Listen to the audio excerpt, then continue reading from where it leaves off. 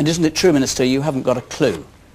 Well, I'm not a military strategist. The Air Vice Marshal has a very considerable career in the military behind him. I'm not a military strategist, and I'm not going to get into issues of command and control and the deployment of our troops. But our commitment today, running up to the 14th of February, is to keep the pressure on Saddam Hussein to disarm. That's what this is all about. It is maintaining the pressure on Saddam Hussein. The key is in his hands, not in anybody else's. The man in the third row back wearing the T-shirt. The John Lennon T-shirt.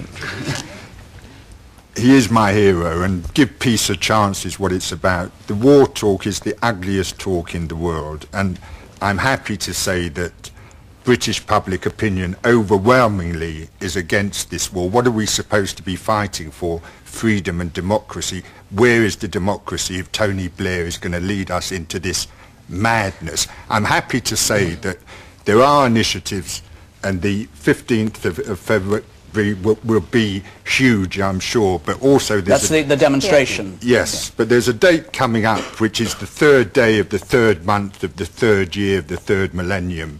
And on that day, hopefully, the media will participate in a global experiment where we can discover whether, if people all over the world are imagining peace and harmony in this world, that it could come about. Let me bring in one or two more voices, if I may, Minister. The guy in the white shirt in the middle.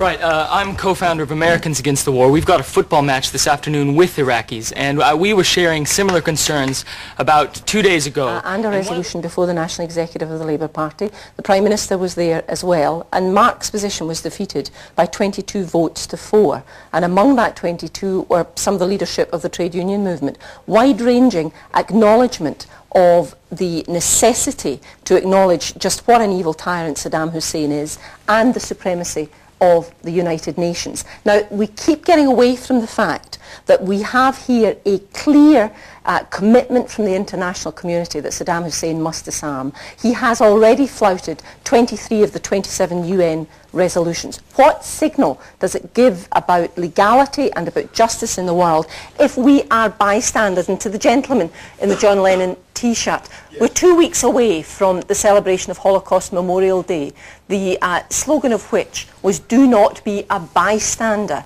We have a responsibility to future generations to take perhaps some of the decisions that our fathers should have taken before us. There is no justification for this war. No case has been made at all. And Tony Blair himself said he believes that Saddam Hussein has these weapons. He didn't say we know it. He believes it, and nobody in the media picked Tony Blair up about that. Well, it's for Saddam Hussein to prove that he does not have them. How can you prove a negative?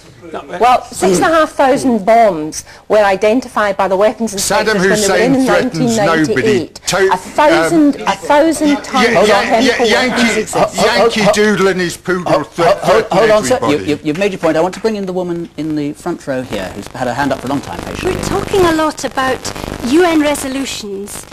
We're saying that because the UN wanted Saddam to disarm 12 years ago, we can't let it go any longer. What